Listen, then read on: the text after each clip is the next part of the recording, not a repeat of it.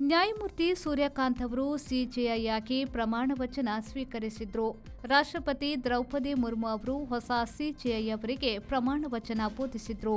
ಹರಿಯಾಣದ ಒಂದು ಗ್ರಾಮದಿಂದ ಬಂದ ಅವರು ಭಾರತದ ಅತ್ಯುನ್ನತ ನ್ಯಾಯಪೀಠಕ್ಕೆ ಏರಿದಂತಾಯಿತು.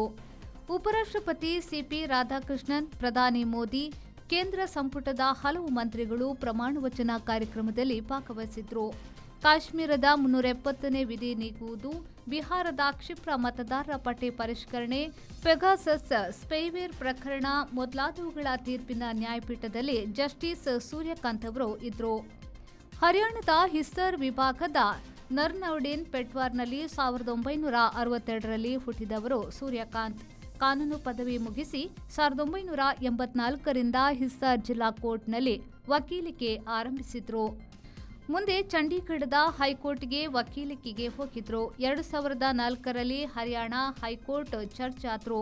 ಆಮೇಲೆ ಹಿಮಾಚಲ ಪ್ರದೇಶದ ಹೈಕೋರ್ಟ್ ದಾಟಿ 2019ರಲ್ಲಿ ಸರ್ವೋಚ್ಚ ನ್ಯಾಯಾಲಯದ ನ್ಯಾಯಮೂರ್ತಿ ಆದ್ರು. ಈಗ ಸಿಜೆಐ ಆಗಿದ್ದಾರೆ. ಬ್ಯೂರೋ ರಿಪೋರ್ಟ್, ವಿ4 ನ್ಯೂಸ್, ದೆಹಲಿ.